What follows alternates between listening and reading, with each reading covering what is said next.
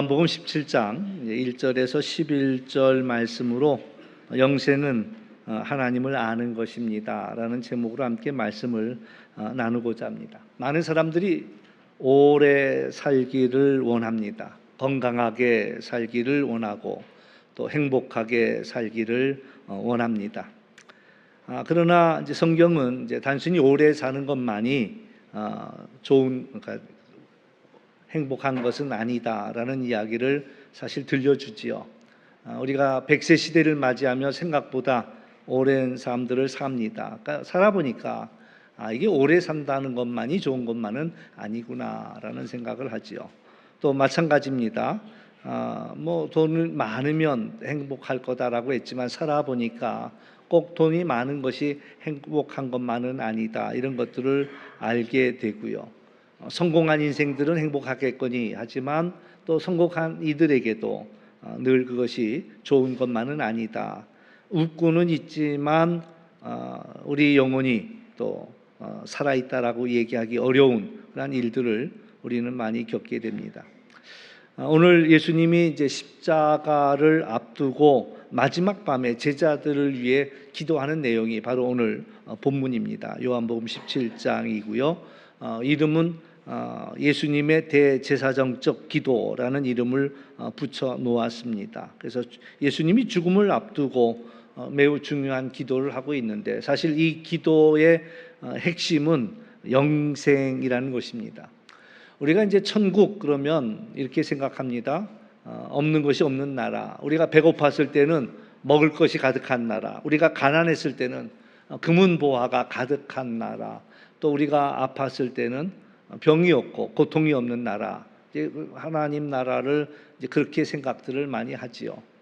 마찬가지 영생을 생각할 때 우리가 생각하기는 영원히 사는 것, 죽지 않고 영원히 사는 것 이런 것들을 생각합니다. 그러나 사실 이제 오래 살아보니까 건강하지 않고 또 물질의 여유도 없이 오래 살다 보니까 이게 오래 사는 것이 다 좋은 것만은 아니다라는 생각들을 하지요. 그래서 오늘 예수님은 영생을 단순히 죽어서 하늘나라 가는 티켓으로 설명하지 않고요. 오늘 영생은 무엇이냐? 영생은 하나님을 아는 것이라고 이야기하십니다.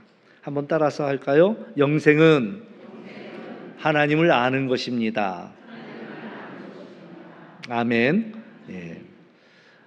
오늘 우리가 이제 가지고 있는 문제는 교회를 몰라서만이 아니라 예수님을 몰라서만이 아니라 어쩌면 예수님을 알긴 알되 잘 알지 못해서 제대로 알지 못해서 문제다라는 그런 이야기입니다. 사실 우리는 알기는 아는데 그것을 경험해 보지 못한 일들이 참 많아요. 우리가 이제 이렇게 복도에 나가다 보면은 소화기가 있습니다. 소화기 빨간 소화기가 있는데 이제 불이 났을 때 쓰는 거죠. 아마 여러분들이 그걸 그 핀을 뽑고 소화기를 뿌려본 경험은 아마 거의들 없을 거예요. 그래서 알긴 알죠. 저게 불이 나면 쓸 수 있는 거야라는 걸 알긴 아는데 그게 어떤 일을 어떻게 하는지를 잘 모를 수도 있습니다. 저는 한 번은 이제 휘발유를 이제 휘발유가 자동차를 가게 하는 데도 쓰이지만 또 흔히 이제 매직으로 이렇게 작업을 한 사람들 또 이거 지울 때 이 휘발유로 잘 지워지거든요. 이제 군대 생활할 때 이렇게 보드판을 만들고 그다음에 지우는 일을 할 때 휘발유로 막 닦아내고 이러는데 한 귀퉁이다 오랫동안 두고 있다가 이제 이걸 버려야 되겠다 싶은데 뭐 하수구에 버리기 어려우니까 그냥 불 태워서 버릴까? 이제 이 휘발유가 얼마나 위험하다는 것을 사실 잘 못 느끼거든요. 그러니까 휘발유는 가만 놨다도 이렇게 날아가기 때문에 그게 그래서 휘발이죠. 휘발 날아가는 기름이다. 근데 이거 버린다고 버리면서 불을 붙였더니 이게 확 전체를 불태우는데 순식간에 그냥 불이 그냥 흘러당가요. 자칫 잘못하면은 이제 몸에 불이 붙을 뻔한 적이 있었단 말이죠. 그러니까 이제 뭐 귀로는 들어서 알긴 아는데 이게 얼마나 위험하다라는 것들을 잘 모르는 사람이 여전히 주유소에서 담배 피우고 그게 조금이라도 누출됐다가 불이 붙으면 얼마나 무서운 불이 되는데 그걸 잘 모른단 말이죠. 이제 그것처럼 우리가 그것을 잘 몰라서 뭐 귀로는 들었지만 모르는 일들이 너무나 많더라. 과연 우리는 하나님을 알고 있느냐? 또 하나님과의 관계가 정말 살아있는 관계이냐? 또 우리는 과연 영생을 가진 사람이냐라는 그런 질문을 던지면서 오늘 말씀을 들으면서 오늘 우리가 이 모든 것들이 다시 한번 우리의 인격적으로 느껴지는 또 깨닫는 귀한 시간이 되어지기를 원합니다. 오늘 말씀을 통해서 우리가 첫 번째 알 수 있는 것은 예수님의 관심은 영혼 구원에 있다라는 사실입니다. 오늘 예수님은 십자가를 바로 앞에 두고 있습니다. 그러니까 그 이야기는 이제 체포를 당할 것이고 또 사람들에게 조롱을 당할 것이고 결국에는 십자가에 못 박혀 죽으실 것을 예수님은 이제 다 보고 계시는 거예요. 근데 예수님의 관심은 이제 그것을 어떻게라기보다는 예수님은 이렇게 기도합니다. 1절에 보면 아버지여 때가 이르렀사오니 아들을 영화롭게 하사 아들로 아버지를 영화롭게 하옵소서. 여기서 이제 때라는 것은 십자가를 질 때가 되었다라는 얘기입니다. 다시 말해서 이제 죽을 때가 되었다라는 이야기지요. 근데 예수님은 이 때를 이야기하면서 뭐라고 얘기하냐면 자신이 영화로워지는 때라는 거. 아들을 때가 이르렀사오니 아들을 영화롭게 해달라. 그러니까 영화롭게 될 때가 되었다라는 이야기가 되는 것이고 결국에는 아버지가 영광을 받으시기를 원한다라는 이야기를 하고 있습니다. 그러니까 왜 이 십자가가 이 죽음이 영광이 되느냐라고 이야기할 때 죄인을 살리기 때문에 그렇다라는 그런 이야기입니다. 그래서 하나님의 영광은 죄인을 살리는 데서 나타난다라는 얘기예요. 하나님은 잃어버린 영혼을 구원하실 때가 가장 영광을 받으신다. 그러니까 우리가 잊지 말아야 할 한 가지 분명한 것은 하나님이 가장 기뻐하시는 일은 잃어버린 영혼을 되찾는 거예요. 오늘 우리들도 그렇잖아요. 하찮은 것일지라도 잃어버렸다가 되찾으면 그게 엄청 기쁜 거예요. 별거 아닌데 전에도 그런 얘기 드렸지만 뭐 볼펜 하나 쓰던 볼펜 하나 제가 쓰던 볼펜은 가까이 안 올라왔지만 제가 쓰는 볼펜이 거의 지금 20년째 쓰는 볼펜이 있어요. 문방구에 가면 5,000원이면 사요. 그런데 그걸 갖다가 어디다 놨는지 생각이 안 나면 그 볼펜을 막 찾느라고 몇 시간을 보내요. 그리고 뭐 문방구 가서 새 거 사면 되는데 뭐 그까지 볼펜 말이에요. 20년째 쓰고 있는 그 볼펜이 이제 막 찾고 싶어 갖고 찾다가 찾으면 얼마나 기쁜지 몰라요. 그러니까 하찮은 것도 잃어버렸다 찾으면 우리에게 그런 기쁨을 주는데 하나님께서 잃어버린 영혼 찾는 것을 가장 기뻐하신다는 사실이고 그때 영광을 받으신다라는 이야기예요. 오늘 예수님이 2절에서 이렇게 말씀하십니다. 우리에게 영생을 주게 하시려고. 그러니까 예수님이 오신 목적은 우리에게 영생을 주기 위해서 오셨다라는 얘기입니다. 병원은 어떤 곳일까요? 병을 고치는 것이 병원이지요. 병을 고치는 것이 병원이. 그런데 병원에도 딜레마가 있습니다. 중요한 건 병원 운영이 돼야 되거든요. 그래서 병을 고치는 것이 병원이냐, 병원을 운영하는 것이 병원이냐. 의사 선생님들에게도 그런 고충이 있더라고요. 의사 선생님들이 원무과에 불려가 그래가지고 우리가 당신에게 월급을 얼마를 주는데 올해 당신이 지금 벌어들인 돈은 얼마 되지 않는다는 거예요. 빨리 좋은 비싼 약 쓰게 해서 또 비싼 수술, 로봇 수술이라도 받게 해서 그래서 병원의 그런 수익을 올려야 된다. 그러니까 이게 병원이 사람을 고치는 것인지 아니면 돈을 버는 것인지. 근데 마찬가지 질문이에요. 교회는 어떤 곳이냐라고 할 때 교회가 운영하기 위해서 교회가 있는 것이냐? 그렇지 않다는 거죠. 사람을 살리기 위해서 교회가 있다라는 그런 이야기죠. 그러니까 교회 존재의 목적은 영혼을 살리는 일이 교회가 해야 할 일이다라는 거예요. 예수님은 십자가를 지는 그 마지막 순간까지도 관심이 영혼을 살리는 데 있었다라는 이 일이고, 오늘 우리들의 가장 주된 관심도 어떻게 영혼을 살릴 것이냐라는 것이 우리의 관심이 되어야 합니다. 근데 우리는 종종 사실 하찮은 것에 우리의 마음을 빼앗길 때가 많습니다. 어떻게 하면 돈을 벌까 이런 것부터 시작해서 크고 작은 염려, 걱정 이런 데다 마음을 빼앗기다 보니까 우리에게 주어진 막중한 사명, 생명을 구원하는 일들을 우리는 놓치지 않는가.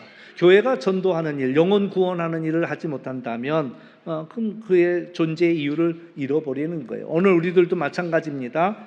영혼에 대한 관심을 갖지 않는다면 오늘 우리가 존재하는 이유를 놓쳐버린다라는 얘기예요. 그래서 오늘 주님은 우리에게 묻고 계십니다. 너는 지금 누구를 위해 기도하고 있느냐? 너는 누구에게 복음을 전하고 있느냐? 지난 한 주간 동안 여러분 얼마나 기도하셨습니까? 제가 그거 나눠드렸는데, 기도의 손바닥 나눠드렸는데 얼마나 여기다 올려놓고 기도합니까? 저는 이제 무시로 기도합니다. 참 감사한 일이 1층 복도에도 우리 그 중보의 벽 해가지고 그 유치부실 앞에 손바닥 그림을 잔뜩 그려놓고 거기다가 기도할 사람 두 부류의 이름을 적었으면 좋겠습니다. 하나는 우리 전도 대상자가 있다면 전도 대상자의 이름을 붙여놓고, 또 내지는 기도가 필요한 분들이 있다면, 우리의 기도가 필요한 분들이 있다면 중보하는 마음으로 그 이름을 적어놓고 그리고 지나가면서 그 벽에다 손을 얹고 기도했으면 좋겠다. 오늘도 아침에 보니까 한 분이 손을 붙여놓고 열심히 기도하고 계시더라고요. 그래서 참 그 모습이 너무 은혜롭고 감동적이었습니다. 오늘 우리는 무시로 이것을 잘 활용해서, 저도 책상 옆에 늘 뭐 하든지 옆에다 이걸 늘 옆에다 놔두고 올리고 기도합니다. 한 사람 한 사람을 위해서 이제 기도하고, 기도 부탁받은 사람을 위해서 기도하고, 아무래도 없을 때보다는 이게 있으니까 편하고 좋더라고요. 그러니까 여러분들도 문을 들어오며 나가며 이걸 다 붙여놨습니다. 그러니까 문을 들어오고 나갈 때 열쇠를 꺼내기 전에 먼저 손 얹어놓고 잠깐 동안 그를 위해 기도하는 시간을 가졌으면 좋겠고, 또 여러분 대문에다가 나올 때 들어갈 때에다 붙여놓으면 더 좋은데 나올 때 이걸 또 붙여놓고 또 거기에다 손을 얹고 기도하시고, 냉장고에다 붙여놓고 기도하시고, 그래서 집안에 몇 군데다 붙여놓고 지나가면서라도 한번 손을 갖다 딱 붙이고만 지나가는 그 과정이 아마 우리가 그 영혼을 늘 잊지 않고 기도할 수 있지 않을까, 그런 생각이지요. 그래서 예수님의 무조건 관심은 영혼 구원이었다라는 게 첫 번째 드리는 말씀이고, 두 번째 이제 영생은 하나님을 아는 것이다라고 말씀합니다. 오늘 3절에서 영생은 곧 유일하신 참 하나님과 그를 보내신 자 예수 그리스도를 아는 것이다. 우리가 이제 영생에 대해서는 오해합니다. 영원히 죽지 않는 거다라고 생각하지만 영생은 그것보다도 관계의 개념이라 이렇게 이야기할 수가 있습니다. 하나님을 아는 것, 이게 영생이라는 거예요. 하나님을 아는 것. 안다라는 말은 단순한 지식을 얘기하는 거 아닙니다. 인격적인 관계를 안다라는 거예요. 내가 이 사람을 잘 알아라고 이야기할 때 그 사람의 이름을 안다는 얘기가 아니죠. 그 사람의 깊은 것, 보이지 않는 것까지도 보는 겁니다. 그의 고통을 아는 겁니다. 그의 아픔을 아는 겁니다. 그의 문제를 아는 겁니다. 그러면서 웃고 있지만 웃지 못하고 있는 그의 모습을 알 때 내가 이 사람을 안다. 천사가 나타나서 마리아에게 네가 아들을 낳을 것이다 라는 이야기를 했을 때 마리아가 한 얘기가 있어요. 내가 남자를 알지 못하는데 어떻게 내가 아이를 가질 수가 있겠습니까? 여기서 남자를 모른다는 건 뭐 그렇게 아무것도 모르는 맹추라는 얘기가 아니지요. 내가 남자랑 관계가 없는데, 내가 남자랑 자본 일이 없는데 내가 어떻게 아이를 가질 수가 있겠습니까? 라는 이야기가 마리아가 했던 이야기. 그러니까 사실 이 안다라는 단어는 굉장히 깊은 의미를 가지고 있습니다. 경험을 통해서만이 알 수 있는 그런 것이 바로 안다라는 거예요. 여러분 저 잘 모르잖아요. 저 잘 아세요? 우리 친구 중에 한 사람은 제가 얼마나 코를 요란하게 고는지를 알아요. 그래서 일전에 우리 원로 장로님들하고 이제 장로님들이 심으로 하실 때 같이 세미나를 간 적이 있어요. 방을 2개를 구하더라고요. 그래서 제가 그랬죠. 저는 혼자 잘 방이 필요합니다. 그랬더니 장로님이 그러시더라고. 아이 걱정하지 마세요. 시끄러우면 나가서 잘게요. 아침에 일어났더니 저 혼자 자고 있더라고. 예전에 한참 때는요, 제가 새벽 기도 시간에 못 일어났어요. 시계 알람을 2개, 3개를 해놓거든요. 머리맡에 하나 해놓고 문 앞에 하나 해놓고 하나 문 밖에 하나 해놓고. 근데도 그 소리가 안 들려. 가까운 건 그냥 잠결에 누르고 끄고 자고 밖에서 오는데. 그러니까 다른 분이 그래. 아니 목사님은 그렇다 치고 사모님은 그 소리가 안 들리니. 그러니까 이해가 안 된다는 거야. 왜 사모님은 그 소리가 안 들려? 내 코 고는 소리가 더 커. 코 고는 소리가 더 크니까 그 소리가 들리질 않아. 그러니까 저하고 안 자본 분들은 몰라. 저하고 자본 분들만 알아. 안다라는 얘기가 그런 거예요. 누가 그러지? 아유, 저 사람은 참 천사 같아. 얼마나 잘할까? 그랬더니 어느 권사님이 옆에서 그러더라고요. 당신이 살아봤어? 살아봤어? 그러니까 밖에서는 잘하지만 집에 안에서는 안 그러니까. 그러니까 사람들이 야, 저희 같은 신랑이 있으면은 정말 부러울 거 없다. 막 이런 얘기를 했더니 얼마나 약이 올랐으면 거기서 소리를 버럭 지르라고. 당신이 살아봤냐고 막.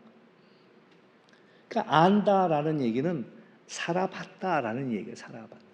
살아서 그의 모든 것들을 다 아는 거예요. 그것을 안다라는 말을 하는 거죠. 우리가 함부로 안다고 얘기하기는 어렵다라는 거예요. 바다의 얕은 물가에서 그 파도 치는 것만 보고 내가 바다를 안다라고 이야기할 수 있냐 말이죠. 그 바다의 그 심오한 그 깊은 것들을 우리가 경험해 보지 않고서는 모르지요. 오늘 많은 사람들이 안다라고 얘기해요. 교회도 알고 찬양도 나는 잘 알고 어떤 얘기는 성경 말씀도 나는 잘 안다는 거예요. 전도하려고 그러면은 벌써 나보다 더 많이 얘기해. 그러니까 많은 걸 아는 거죠. 알긴 아는 거야. 근데 문제는 그 인격적인 관계, 그것을 통해서 느낄 수 있는 그것을 알지 못하는 거예요. 예수님과 동행하지 못하고, 그리고 예수님께 기도하지 아니하고, 하나님의 음성에 순종하지 아니하고. 그러니까 신앙이라는 것은 단순히 아는 지적인 그런 지식이 아니라 하나님과의 어떤 관계냐라는 그런 이야기지요. 그래서 우리가 전도한다라는 건 단순히 교회로 나와라고 얘기해 주는 것이 아니라 살아있는 예수님과 만나도록 연결되도록 그 말씀에 젖어 살도록 초청하는 것이 그게 예수님을 아는 것이고 전도하는 것이다라고 이야기할 수가 있습니다. 사람은 예수님을 만나야 변화가 됩니다. 삭개오가 달라진 이유는 예수님을 만났기 때문이고, 또한 사마리아 여인이 달라진 이유도 예수님을 만났기 때문이고, 예수님을 만나면 달라지게 돼요. 사실 우리가 누구를 만나서 어떤 인격적인 사건들을 겪고 나면 영향을 받게 되어 있습니다. 그것이 좋은 일이든 나쁜 일이든 영향을 받게 되어 있다. 그래서 오늘 이 영생은 하나님을 아는 일이고, 하나님을 알기 시작하면 이미 영생이 시작이 된다라는 거예요. 죽은 다음에 가는 것이 영생이 아니라, 천국에 가서만이 영생이 아니라 오늘 하나님을 알고 하나님과 동행하기 시작한다면 영생이 시작이 되었다라는 이야기고, 전도한다는 이야기도 마찬가지입니다. 이 땅에서 그 생명을 나누어주는 일이라 이렇게 이야기할 수가 있습니다.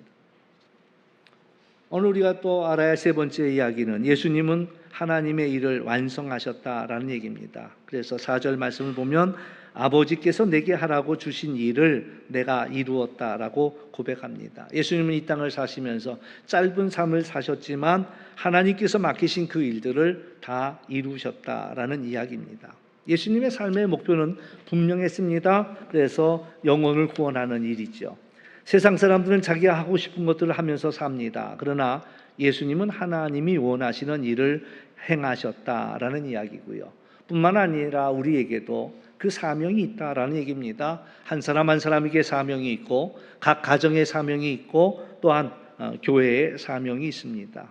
그 사명은 바로 복음을 전하는 일들이지요. 예수님이 이 땅을 떠나시면서 제자들을 세웠습니다. 제자들을 세운 그 목적은 당신이 하시던 일들을 제자들에게 맡긴 거예요. 교회들에게 맡긴 겁니다. 우리는 그 복음을 가지고 살아가는 사람들이 되어야 합니다. 직장에서, 가정에서, 학교에서, 사람 만나는 그 자리에서 우리는 복음을 전하는 사명이 우리에게 있다. 복음은 어느 특별한 사람만이 전하는 것이 아닙니다. 말을 잘하는 사람이 전하는 게 아니고 어떤 은사가 있는 사람이 전하는 게 아니고 내가 예수님을 만난 사람들이, 내가 만난 예수님, 내가 받은 사랑, 내가 받은 은혜, 내가 받은 그 기쁨, 그것을 전해주는 것이 바로 전도라라는 이야기지요. 오늘 이제 6절에서 10절 말씀은 예수님께서 제자들을 세상에 남기셨다라고 말씀하십니다. 그래서 세상 중에 내게 주신 사람들에게 내가 아버지의 이름을 나타내었다라고 말씀하시면서 예수님은 제자들을 훈련시키셨습니다. 말씀을 가르치셨습니다. 그리고 세상으로 보내셨지요. 오늘 우리가 받아야 할 내용들입니다. 우리는 훈련 받아야 되겠고 말씀을 받아야 되겠고 그리고 세상 가운데로 가야 한다라는 그런 이야기예요. 그래서 오늘 우리는 세상 속에 들어가서 그 복음을 우리의 삶으로 드러낼 필요가 있습니다. 선교는 선교사만 하는 일인 줄 알았어요. 멀리 나가서 그 나라에 가서 선교하는 일인 줄 알았어요. 그런데 가만히 생각하니까 오늘 우리가 선교사라는 거예요. 우리가 우리의 가정에 보내진 선교사, 우리가 우리의 일터에 보내진 선교사예요.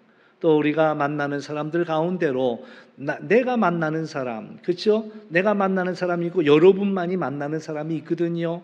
그 여러분이 만나는 사람들에게로 하나님께서 여러분을 선교사로 보냈다라는 거죠. 우리가 세상 속에 살고 있습니다. 하나님을 알지 못하는 사람들 가운데에 우리를 보내신 이유는 바로 그들에게 복음을 전하기를 원하신다라는 얘기예요. 물론 말로도 전해야 되겠고 또 말이 아니라 우리의 삶으로도 전하는 거죠. 그들은 우리를 지켜봅니다.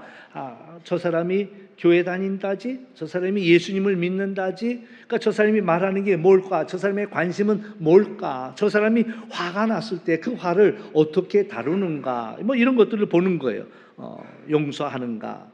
내지는 어떤 어려운 문제들을 어떻게 헤쳐나가는가라는 것들을 주변 사람들이 지켜보는 거예요. 그리고 정말 하나님이 함께 하시는 사람이구나라는 것들을 알아차리더라라는 거예요. 예수님은 우리를 이 세상에 데려가지 아니하고 세상 가운데 남겨두셨습니다. 왜? 우리가 그들에게 빛을 비추기 원하여서 우리가 그들에게 소금으로 살아내기를 원하여 보내셨다라는 얘기입니다. 한 가지만 더 이야기 드리면 예수님은 우리를 위해서 여전히 기도하고 계시다라는 이야기입니다. 11절 말씀을 보면 예수님은 제자들을 위해서 기도하십니다. 내가 아버지의 이름으로 그들을 보존하사라고 이야기하는데 제자들을 위해 기도하십니다. 그리고 지금도 우리를 위해 기도하십니다. 우리가 넘어질 때도 있죠. 우리가 흔들릴 때도 있습니다. 우리가 낙심할 때도 있습니다. 그러나 베드로에게도 사탄이 너를 밀가루 부르듯 요청하지만 내가 너의 믿음이 떨어지지 않기를 위해서 기도했노라. 예수님이 베드로에게 말씀해 주셨듯이 오늘 우리들의 삶 속에도 원수 마귀는 계속 우리를 요구하지만 주님께서 우리를 위해 기도해 주시는 거예요. 2마리의 토끼가 있는데 사냥꾼이 쏴가지고 한 마리는 화살이 박혀서 잡았습니다. 그러면 그 다음에 사냥꾼이 하는 일은 뭐겠어요? 살아있는 나머지 한 마리 토끼를 쫓아가는 게 사냥꾼이 하는 일이에요. 그리고 돌아오는 길에 그 화살 먼저 맞은 토끼는 그냥 주워오면 되는 거예요. 우리가 영적으로 살아갈 때에 원수 마귀가 영적으로 죽어 있는 것은 더 이상 쫓아다닐 필요가 없습니다. 그러나 살아있는 것은 끝까지 쫓아오거든요. 괴롭히거든요. 어렵게 하거든요. 그럴 때 주님께서 우리를 위해 기도해 주시는 거예요. 너의 믿음이 떨어지지 않도록 내가 너를 위해 기도한다. 오늘 우리가 전도하다가 지칠 때도 있습니다. 기도해도 아무런 변화가 안 보일 때도 있습니다. 또 때로는 가족이 너무 힘들 때도 있습니다. 그러나 오늘 우리가 기억해야 할 것은 포기하지 마시라는 겁니다. 왜? 예수님이 제자들을 포기하지 않았거든요. 제자들이 실수해도 실패해도 그들이 다 도망가도 예수님은 그들을 위해 기도했고 여전히 그들을 다시 세우셨다라는 이야기입니다. 사실 우리 능력으로 되는 일들은 아닙니다. 예수님이 우리를 위해 기도해 주시기 때문에 가능한 일이다. 우리가 하는 일은 다만 씨를 뿌릴 뿐입니다. 그러나 자라게 하시고 열매 맺게 하시는 분은 하나님이시다라는 사실들을 기억하면서 우리가 낙심하지 말아야 합니다. 한 영혼을 위한 기도 우리는 계속해야 할 것입니다. 언제 응답받을는지 우리는 사실 잘 알지 못해요. 얼른 응답받았으면 좋겠지요. 저도 여기다 이름 올려놓고 늘 기도하는데 언제 응답이 될까? 금세 될 수도 있겠지만 오래 걸릴 수도 있습니다. 기도의 왕인 사람이 세 사람을 놓고 기도했었대요. 세 친구를 위해서 기도했대요. 기도의 왕. 근데 그가 첫 번째 한 그 기도의 사람은 1년 안에 응답을 받은 거예요. 예수님 믿겠다고. 근데 이제 두 사람이 응답이 안 되는데 두 번째 자기가 죽을 때 두 번째 친구가 찾아와서 친구야, 네가 나를 위해 오랫동안 기도한 거 안다. 그러면서 내가 이제 지금부터라도 예수님 믿을게. 그리고 두 번째 응답을. 근데 한 사람은 죽었는데도 응답을 받지 못했어요. 근데 한참 시간이 지난 어느 날 그이가 드디어 예수님을 믿게 되었다. 그러니까는 그가 살아서는 두 사람밖에 못 봤지만 나중에는 결국에는 다 그 기도하던 그 사람들이 응답되었다라는 거죠. 오늘 우리가 기도할 때도 마찬가지입니다. 얼른 응답되면 더 좋지요. 그러나 더딜 수도 있습니다. 그러나 낙심하지 마시라는 거예요. 또 우리가 눈물을 흘리며 하는 그 기도를 멈추지 말라라는 이야기고요. 우리가 복음을 전하는 그 일들을 중단하지 말라라는 그런 이야기입니다. 그래서 오늘 우리가 영혼에게 그 복음을 전하기 위해서 할 수 있는 일들은 여러 가지가 있지만 그래도 적어도 한 가지, 이 기도하는 일만큼은 우리가 멈추지 말자라는 그런 이야기지요. 그래서 여러분의 마음에 품었으면 이미 이제 이 일은 시작이 된 겁니다. 시작이 된 거예요.